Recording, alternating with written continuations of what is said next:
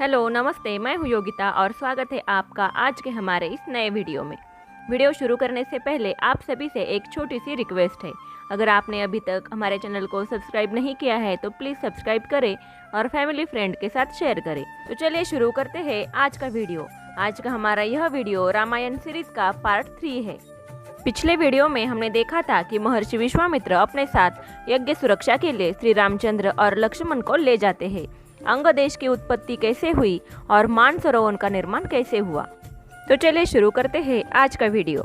नाव से उतरकर चलते चलते दोनों राजकुमारों ने एक बड़ा भयानक निर्जन वन देखा। उस निर्जन वन को देख इस वन की दुर्दशा का कारण वो महर्षि विश्वामित्र जी से पूछते हैं। श्री रामचंद्र जी की बात सुनकर विश्वामित्र जी बताते हैं कि पहले यहाँ पर धन धान्य से भरे मलंद और करुष नाम के 2 देश बसे हुए थे।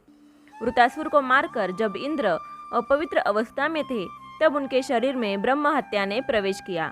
तब इंद्र को देवताओं और तपस्वी ऋषियों ने प्रथम गंगा जल से फिर मंत्र युक्त जल से उनकी अपवित्रता दूर करने के लिए स्नान करवाए।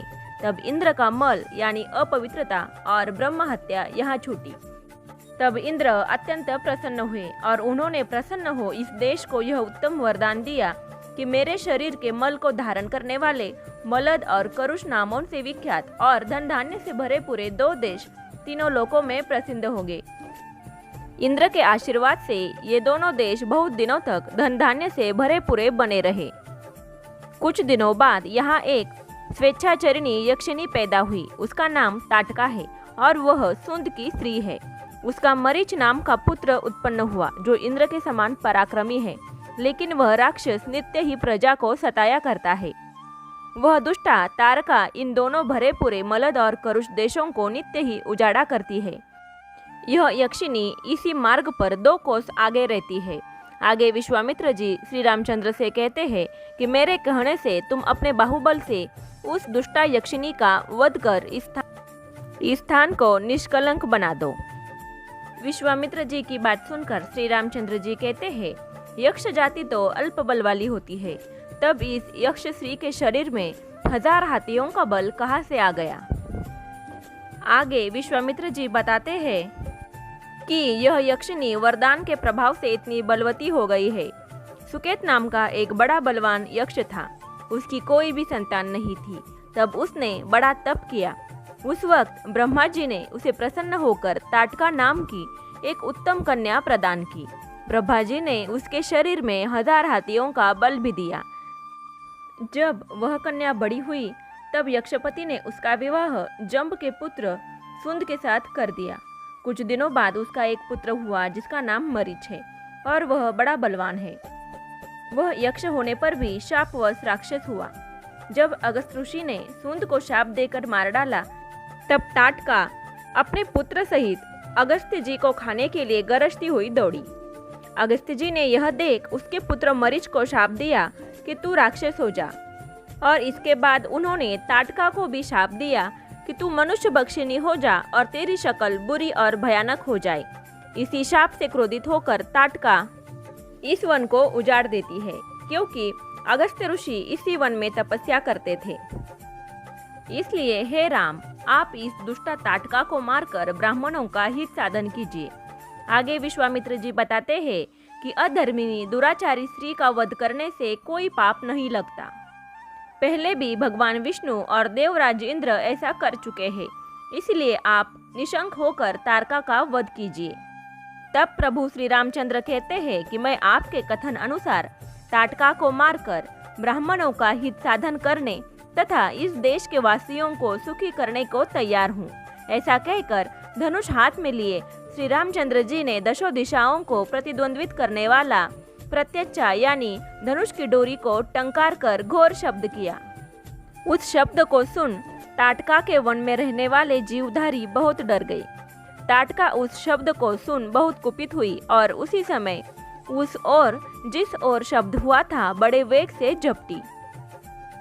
उस बड़ी लंबी चौड़ी घोर विकराल रूप वाली जलमुही कुपित राक्षसी को देख श्री रामचंद्र जी लक्ष्मण से कहते हैं कि इस विकट मायाविनी और दुर्जया के कान और नाक काट कर मैं अभी इसे भगाए देता हूँ, क्योंकि स्त्री की जान लेना ठीक नहीं। स्त्री की तो रक्षा करनी चाहिए, किंतु मैं इसके हाथ पैर तोड़कर इसे अब आगे दुष्ट कर्म करने योग्य न रहने दूंगा।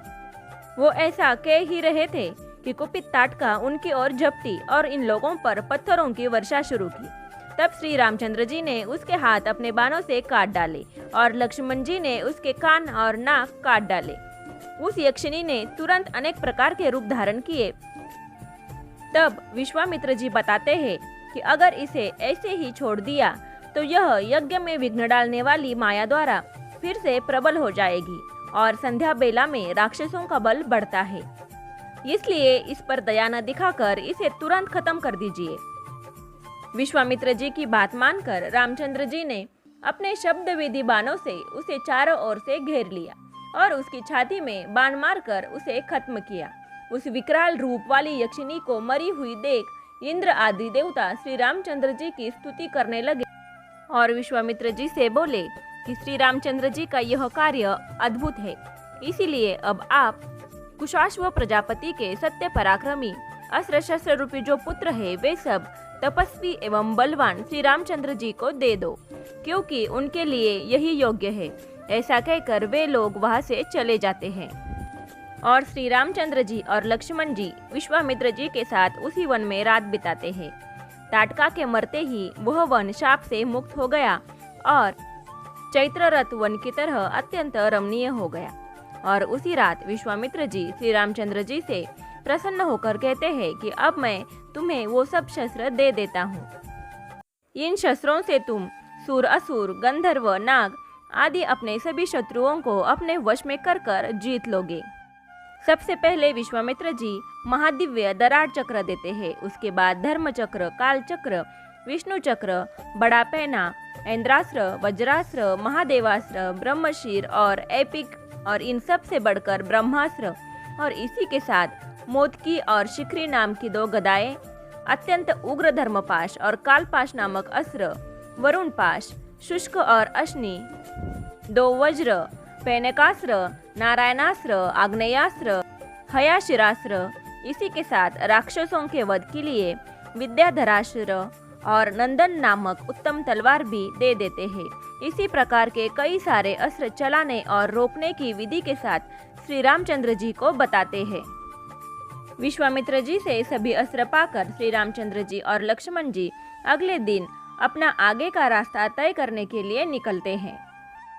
चलते चलते उन्हें एक पहाड़ दिखाई देता है और उसी पहाड़ों से उन्हें मीठी बोली बोलने वाले पक्षियों की आवाज सुनाई देती है और एक आश्रम भी दिखाई देता है। तब श्री रामचंद्र जी वहां जाने की इच्छा व्यक्त करते हैं और उस आश्रम के बारे में पूछते हैं। तब विश्वामित्र जी बताते हैं कि यह वह स्थान है जहां भगवान विष्णु ने सैकड़ों युगों तक तपस्या करने के लिए वास किया था। यह आश्रम पहले वामन जी का था। यहाँ पर उन महातपा का तप सिद्ध हुआ था, इसी कारण यह सिद्धाश्रम के नाम से प्रसिद्ध है। उसी समय राजा विरोचन के पुत्र बलि ने इंद्र और मरुदग्न सहित सभी देवताओं को जीतकर तीनों लोकों का राज्य किया था। बलि ने जब यज्ञ करना प्रारंभ किया तब सब देवता इसी आश्रम में विष्णु के पास आकर उसे रोकने के लिए कहते हैं और बताते हैं कि उसके यज्ञ में अनेक देशों से आए हुए याचक जो कुछ मांगते हैं वह उन्हें वही देता है। इसीलिए देवताओं के हित के लिए अपनी माया के योग से वामन अवतार धारण कर हम लोगों का कल्याण कीजिए। इसीलिए भगवान विष्णु ने वामन अवतार में जन्म लिया था। वो इस प्रकार है। जब देवताओं ने भगवान विष्णु से वामन अवतार में जन्म लेने की बात कही तब उसी वक्त अग्नि के समान प्रभाव वाले कश्यप मुनि अपनी पत्नी अदिति सहित वहां आकर भगवान विष्णु की स्तुति करने लगे। तब उनकी स्तुति सुनकर भगवान विष्णु कश्यप मुनि से वर मांगने के लिए कहते हैं। तब कश्यप मुनि कहते हैं कि आप मेरी पत्नी आदिति के गर्भ से पुत्र रूप में जन्म ले। इंद्र के छोटे भाई बनकर आप देवताओं की सहायता कीजिए। यह आश्रम आपकी कृपा से सिद्धाश्रम के नाम से प्रसिद्ध होगा। यह सुन महातेजस्वी भगवान विष्णु आदिति के गर्भ से वामन अवतार धारण कर राजा बलि के पास गए और उनसे 3 पग भूमि की याचना की और 3 पग भूमि पाकर सब लोगों के हितार्थ 3 पग से तीनों लोक नाप डाले और इंद्र को तीनों लोकों का राज्य देकर बलि को अपने बल प्रभाव से बांध लिया और पाताल भेज दिया। मैं भी उन्हीं वामन भगवान की भक्ति कर इस आश्रम का उपभोग करता हूँ। इसी आश्रम में आकर राक्षस उपद्रव मचाया करते हैं। यही रहकर आपको उन दुराचारियों का वध करना होगा। ऐसा कहकर विश्वामित्र जी ने श्री रामचंद्र और लक्ष्मण को साथ लेकर अपने सिद्ध आश्रम में प्रवेश किया। तो आज के लिए बस इतना ही, मिलते हैं अगले वीडियो में। और अगर आप लोग व्लॉग देखना पसंद करते हैं तो मेरा दूसरा व्लॉगिंग चैनल है जिसकी लिंक मैं आपको डिस्क्रिप्शन बॉक्स में दे दूंगी। उस पर मैं रेसिपीज, ट्रैवल व्लॉग्स और डेली व्लॉग्स शेयर करती हूँ। वीडियो देखने के लिए आप सभी का धन्यवाद।